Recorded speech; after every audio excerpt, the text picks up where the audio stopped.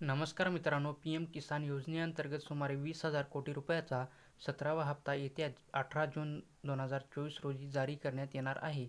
PM Modi हे वाराणसीला भेट देणार आहेत आणि याच दिवशी याच ठिकाणाहून ते पीएम किसान योजनेचा 17वा हप्ता वितरित करणार आहेत.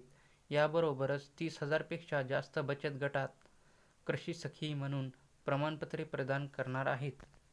त्यामध्ये केंद्रीय कृषी आणि कृषक कल्याण आणि ग्रामविकास मंत्री शिवराज सिंह चौहान यांनी आज पत्रात परिषदेला संबोधित केलेले आहे.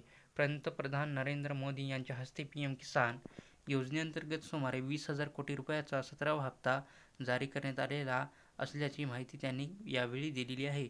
पंतप्रधान नरेंद्र मोदी यांनी 18 जून 2024 रोजी वाराणसीला भेट देणार आहेत. यावेळी ते शेतकऱ्यांना पीएम किसान योजनेचा 17वा हप्ता वितरित करतील.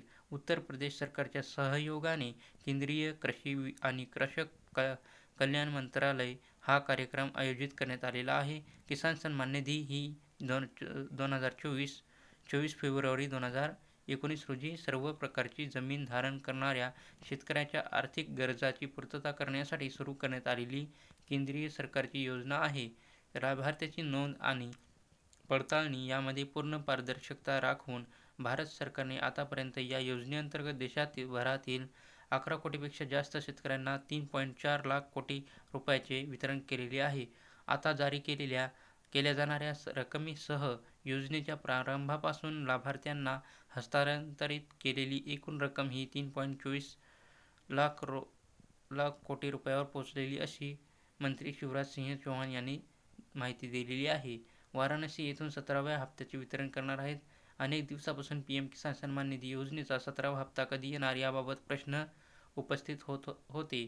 यापूर्वी पीएम यांनी यवतमाळ येथून 17वा हप्ता वितरण करण्यात येणार असल्याची घोषणा करण्यात आलेली होती. त्यानंतर 2 दिवसांपूर्वी केंद्र सरकारकडून हा हप्ता 18 जून रोजी देण्यात असल्याचे सांगण्यात आलेले आहे.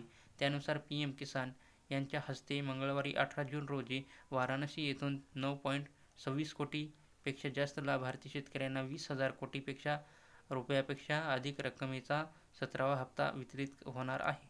तर ही माहिती तुम्हाला चांगली वाटली असेल तर आमच्या चॅनलला सबस्क्राईब करा. धन्यवाद.